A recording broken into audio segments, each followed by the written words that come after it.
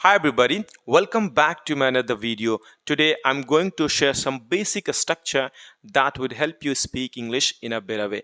If you watch this video till the end, you will learn a lot about spoken English.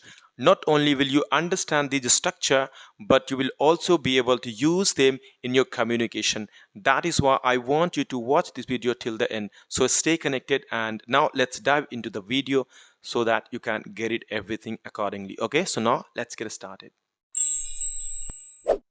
So guys पहला topic है either of. Either of का मतलब होता है one out of two, मतलब दो में से एक। उस जगह पे आप आइदर ऑफ को यूज करेंगे। ओके, आइदर ऑफ के बाद हमेशा सिंगुलर वर्ब आएगा, आपको इस बात को ख्याल रखना है। ओके, सिंगुलर वर्ब को आपको लिखना होगा। अगर कोई एक्शन वर्ब है तो सिंगुलर वर्ब लगाएंगे, अगर आपको हेल्पिंग वर्ब है तो कोई बात नहीं, उसमें भी आपको सिंगुलर वर्ब लगाना है। यहां पर जो मैं सेंटेंस बनाया हूं ये इंपैरेटिव में बनाया गया है। ओके, इसलिए इस बात को ध्यान में रखना कि यहाँ पे कम्स क्यों नहीं है। अगर आप चाहते हैं प्रेजेंट इंडेफिनिट टेंस में तो बना सकते हैं, it is up to you. तो यहाँ पे क्या है, तुम दोनों में से कोई एक मेरे साथ चलो, come with me either of you, या फिर either of you come with me. मतलब कहने का यही है, तुम दोनों में से कोई एक मेरे साथ चलो आओ। ओके, अभी निकलना होगा, we have to leave now. आप कह सकते हैं we will have to leave now, मतलब बस नियर फ्यूचर की बात कर रहे हैं तो हम लगा सकते हैं, चाहो तो नीड को भी यूज कर सकते हो। अगला सेंटेंस है, इन दोनों में से कोई एक किताब उठाओ फिर पढ़ना शुरू करो। Pick either of these books then start reading. तो गाइस अगला सेंटेंस है, तुम दोनों में से कोई एक दरवाजा बंद करो फिर बैठ जाओ। Either of you close the door then sit down. इन दोनों में से कोई एक मिठाई खा लो फिर मुझे बताओ कैसी लगी। Eat either of these sweets then tell me how it tastes. अब गाइस आपको दोनों में से कोई नहीं, मतलब नेगेटिव में आपको जब बात करना हो तो नीदर ऑफ को यूज करेंगे या फिर नाइदर ऑफ। दोनों को हम बोल सकते हैं, नीदर या फिर नाइदर, जो भी आपको कंफर्टेबल लगे बोल सकते हैं। ओके, इसका मतलब होता है not even one of two, मतलब कि कोई नहीं, दोनों में से कोई भी नहीं। उस जगह पे आप नीदर ऑफ को यूज करेंगे या फिर नाइदर ऑफ बोलेंगे। जैसे तुम दोनों में से कोई भी बाहर मत जाओ, यहां रुको। Okay, neither of you go outside. यहां पर भी वही है, इंपैरेटिव में बनाया गया है, लेकिन अगर चाहते हैं तो बना सकते हैं जिस टेंस में या फिर जहां पर भी आप चाहें तो अपने अकॉर्डिंग यूज कर सकते हैं। लेकिन इस बात को ध्यान रखना, इसमें भी आपको सिंगुलर वर्ब रखना होगा। तो आगे देखते हैं, इन दोनों में से कोई भी किताब मत लो, ये पुरानी है। Neither of these books take. Take neither of these books, ये आपको मैं बार बार बता रहा हूं इंपैरेटिव में है। ओके, तो आपको चिंता करने की जरूरत नहीं है कि यहाँ पे एस क्यों नहीं लगाया गया है। आप चाहते हो तो प्रेजेंट इंडेफिनिट या फिर कोई भी टेंस में यूज कर सकते हो। ओके, लेकिन याद रखना हमेशा सिंगुलर वर्ब ये भी लेगा। नेक्स्ट वन इज, तुम दोनों में से कोई भी शोर मत करो, चुपचाप बैठो। Neither of you make noise, sit quietly. इन दोनों में से कोई भी मिठाई मत खाना। Neither of these sweets eat, they have gone bad. या खराब हो गई है। ओके, ये खराब हो गए हैं। अगला टॉपिक है वन ऑफ।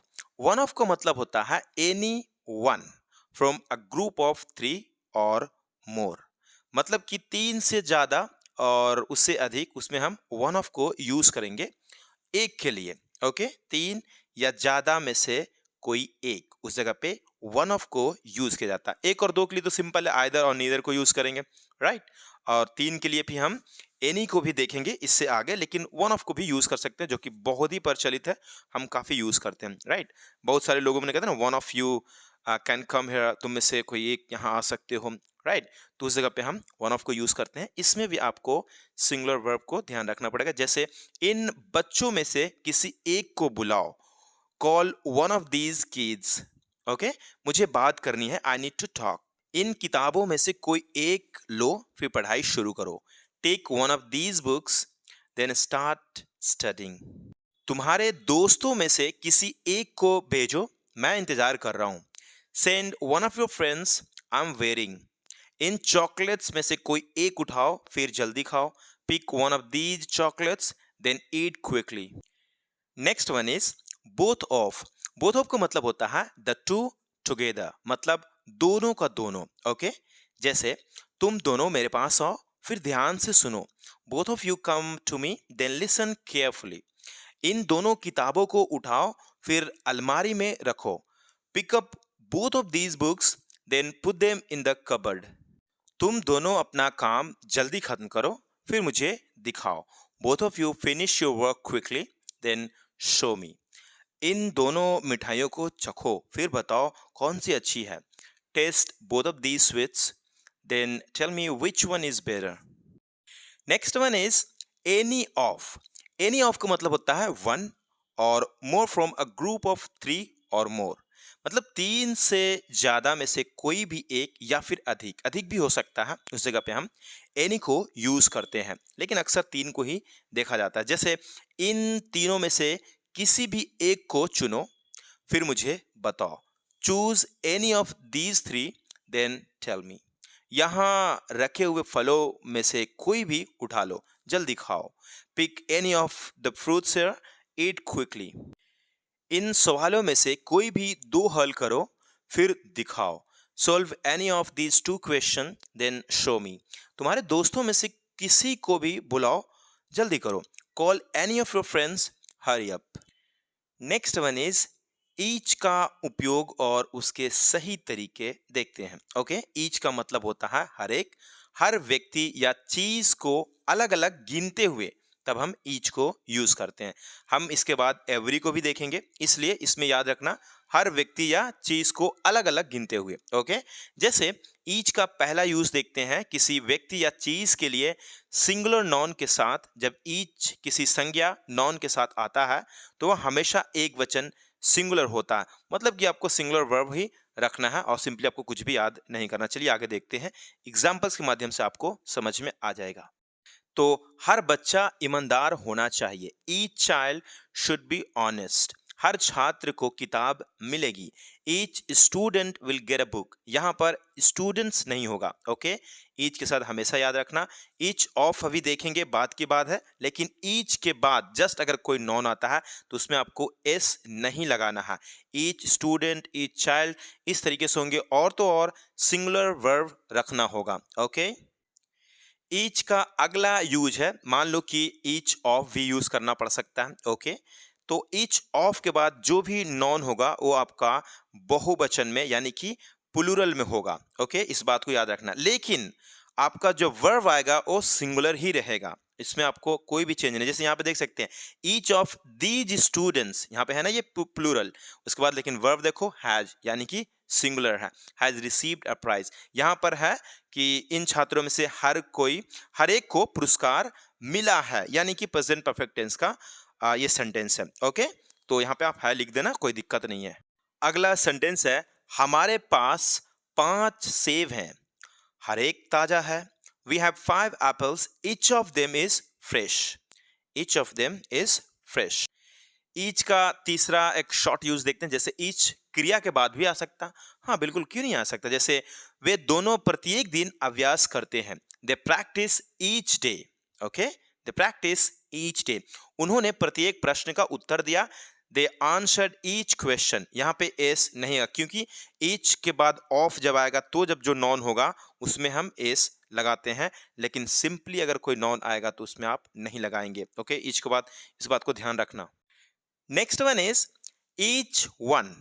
ईच वन का उपयोग जब चीजों या व्यक्तियों को ज्यादा स्पष्ट करना हो तब ईच वन का उपयोग किया जाता है। ये उपहार लो, हर एक कीमती है।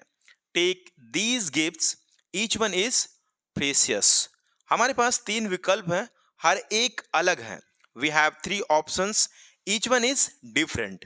संक्षेप में देखते हैं, each singular noun, each student, each book. Okay, उसके बाद देखते हैं each of plural noun, each of the students, each of the books, इस तरीके से। ओके, ईच वन जब चीजों को और स्पष्ट करना हो तो लगाते हैं। ठीक है, इस बात को याद रखिए।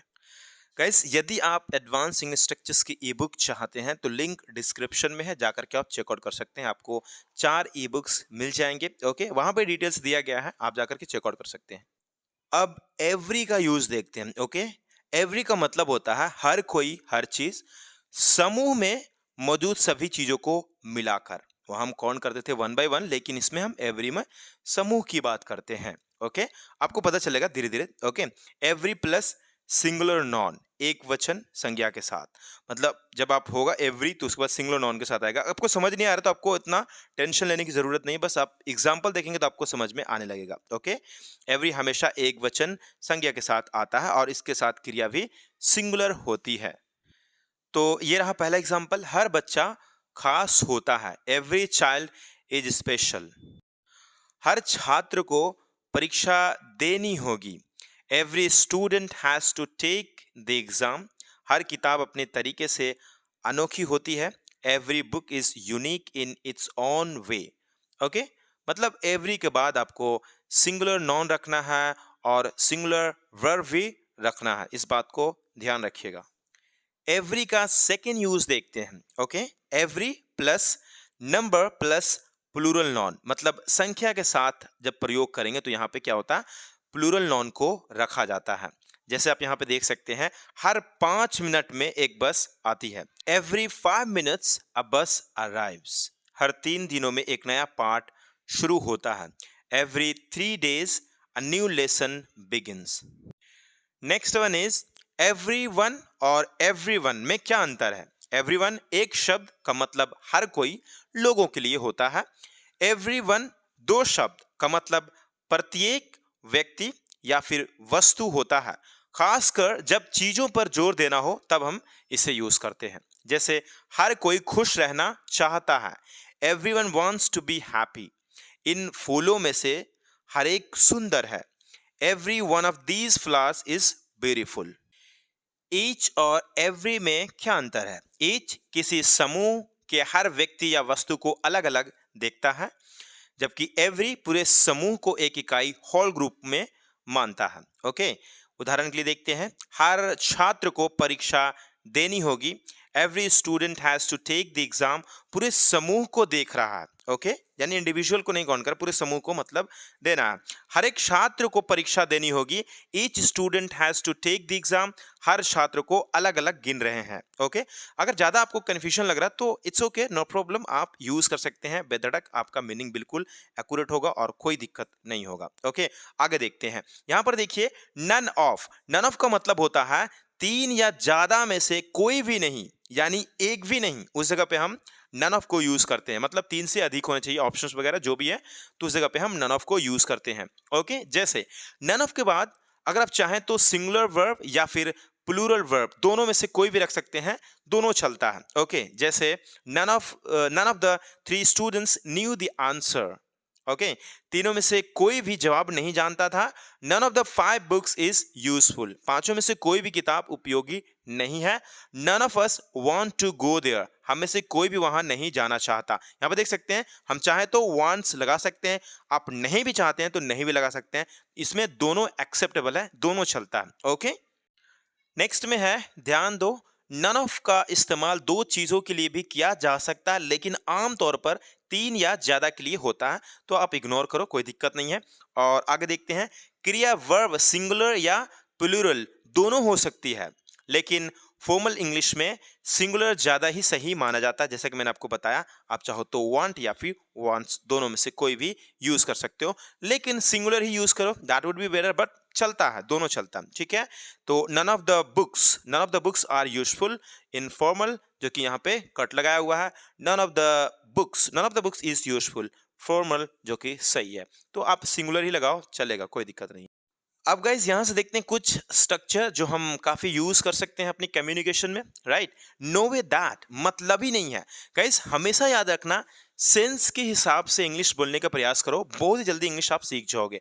अगर आप चाहोगे कि नहीं मुझे Hindi to English exact translation करना है, तो आप काफी फंसोगे, आप फिर समझ नहीं पाओगे सही से। मीनिंग को समझो और सेंस समझो, बस उसका मीनिंग सही निकलना चाहिए, that's all. Okay, no way that मतलब कोई मतलब का नहीं है, कोई चांस ही नहीं है कि मैं यह करने वाला हूं, I am going to do this. No way that he can win, कोई संभावना ही नहीं है कि वह जीत जाए।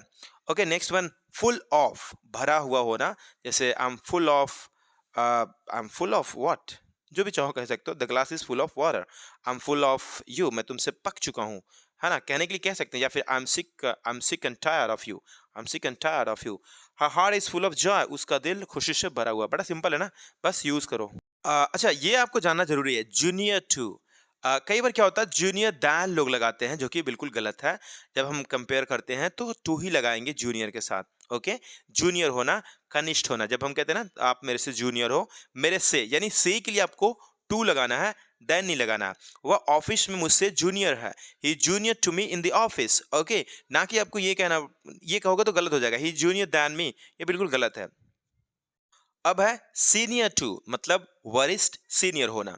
राइट, तो आप कह सकते हैं she is senior to me in experience, अनुभव में वह मुझसे सीनियर है। यहां पे भी दैन नहीं लगाएंगे, बिल्कुल गलत हो जाएगा। इंफीरियर टू, इंफीरियर टू मतलब बदतर। This cloth is inferior to that one, यह कपड़ा उस कपड़े से बदतर है। यहां पर भी आप दैन नहीं लगाएंगे। Okay, superior to, superior to का मतलब होता है बेहतर होना। Okay, this mobile is superior to the previous one, यह मोबाइल पिछले वाले से बेहतर है। इसमें भी आप देन नहीं लगाएंगे। Next one is there is still time, अभी भी समय है, अभी भी वक्त है, सुधर जाओ, अभी भी टाइम है, तुम आराम से अपना असाइनमेंट पूरा कर सकते हो। There is still time, you can complete your assignment at ease. जल्दी करो, लेकिन घबराने की जरूरत नहीं है, अभी भी ट्रेन छूटने में टाइम है। Hurry up but no need to panic, there is still time before the train departs. Nothing goes to, कुछ नहीं जाता, बोलने में कुछ नहीं जाता। Right, nothing goes to speak, और करने में कुछ नहीं जाता। Nothing goes to try, try करने में कुछ नहीं जाता। Nothing goes to try, nothing goes to do, जो भी चाहो बोल सकते हो। मेरे घर में कुछ भी बेकार नहीं जाता। Nothing goes to waste in my house, हम हर चीज को दोबारा इस्तेमाल करते हैं। We always find a way to reuse things, कितना अच्छा है ना, हम हमेशा एक तरीका मतलब ढूंढ ही लेते हैं दोबारा प्रयोग करने के लिए। तो यहाँ पे इसे कहते हैं सेंस की चीजें कह रही है, बट हम उसके अकॉर्डिंग हमें बस बना लेना होता है, दैट्स ऑल। मेहनत कभी बेकार नहीं जाती, अगर तुम सच्चे दिल से कोशिश करोगे तो सफलता जरूर मिलेगी। Hard work never goes to waste, if you try sincerely you will surely succeed. Mark my words, mark my words मतलब लिख कर ले लो, लिख कर ले लो, अगर तुम लगातार मेहनत करोगे तो एक दिन बहुत बड़ा आदमी बनोगे। Mark my words, if you keep working hard one day you will become a great man, a great person. लिख कर ले लो, तुम्हें एक दिन इस फैसले पर पछतावा होगा। Mark my words, one day you will regret this decision. वो आज इतनी खुश क्यों लग रही है, कुछ तो बात है। Why does she look so happy today? There is something for sure, पक्का कुछ तो बात है, for sure। यहाँ पर लुकिंग क्यों नहीं है, ये मुझे आप कमेंट करके बताएं कि आखिर यहाँ पे लुकिंग क्यों सही है या फिर क्यों सही नहीं है। मैं आपसे जानना चाहता हूँ। आपका एक सवाल दे रखा हूँ, आपको एक सवाल, तो मैं चाहता हूँ कि आप उसे आंसर करें। कमेंट फ्री है, बता सकते हो आप मुझे भी। The surprising thing is that, हैरानी की बात यह है कि सेंटेंस बोलना पड़ेगा आपको। हैरानी की बात यह है कि उसने अपने सबसे अच्छे दोस्त को भी अपनी नई नौकरी के बारे में नहीं बताया। The surprising thing is that he didn't even tell his best friend about his new job. हैरानी की बात तो यह है कि उन्होंने सिर्फ 2 दिनों में पूरा प्रोजेक्ट खत्म कर लिया। The surprising thing is that they completed the entire project in just 2 days। No harm in, no harm in का मतलब होता है कोई नुकसान नहीं था, मदद मांगने में कोई नुकसान नहीं था। जब कुछ समझ ना आए तो पूछ लेना चाहिए। There was no harm in asking for help, you should ask when you don't understand something. मैंने सोचा एक नया शौक अपनाने में कोई नुकसान नहीं है, इसलिए मैंने पेंटिंग क्लास ज्वाइन कर ली। I thought there was no harm in trying a new hobby, so I joined a painting class. whatever you say, whatever you say, जो भी कहो, जो भी कहो यार, वो तो बहुत अच्छी लगती है।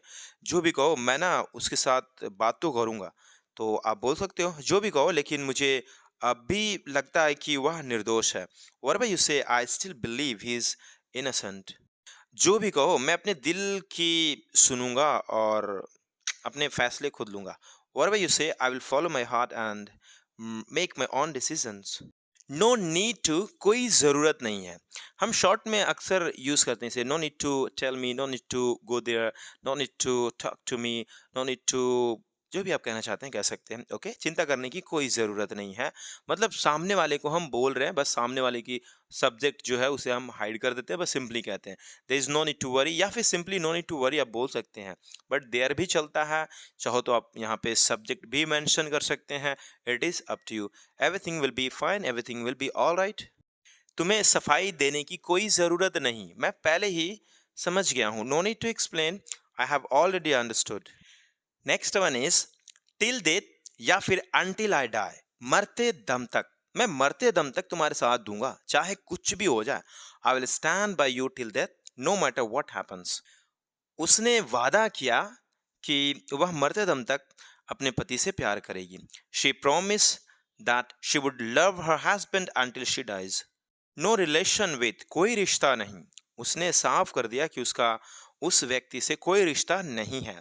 He clarified that he has no relation with that person. अब मेरा उस कंपनी से कोई रिश्ता नहीं है, मैंने पिछले महीने इस्तीफा दे दिया। I have no relation with that company anymore, I resigned that company last month, I resigned last month. No contact with, no contact with का मतलब होता है कोई जान पहचान ना होना। शहर बदलने के बाद मेरी स्कूल के दोस्तों से कोई जान पहचान नहीं रही। After moving to a different city I had no contact with my school friends. उसने कई सालों से अपने रिश्तेदारों से कोई संपर्क नहीं रखा, लेकिन हाल ही में फिर से बात शुरू हुई। She had no contact with her relatives for years, but recently they reconnected. Subsequently, बाद में उसे एक एक्सीडेंट हुआ और बाद में उसे सर्जरी करवानी पड़ी। He met with an accident and subsequently had to undergo surgery. उन्होंने पहले ऑफर को मना कर दिया, लेकिन बाद में अपना मन बदल लिया और उसे स्वीकार कर लिया। They initially refuse the offer but subsequently change their mind and accepted it. तो आज का लेसन यहीं खत्म होता है। मिलते हैं अगले वीडियो में, तब तक के लिए अपना ख्याल रखिए। Have a good day, bye bye, see या।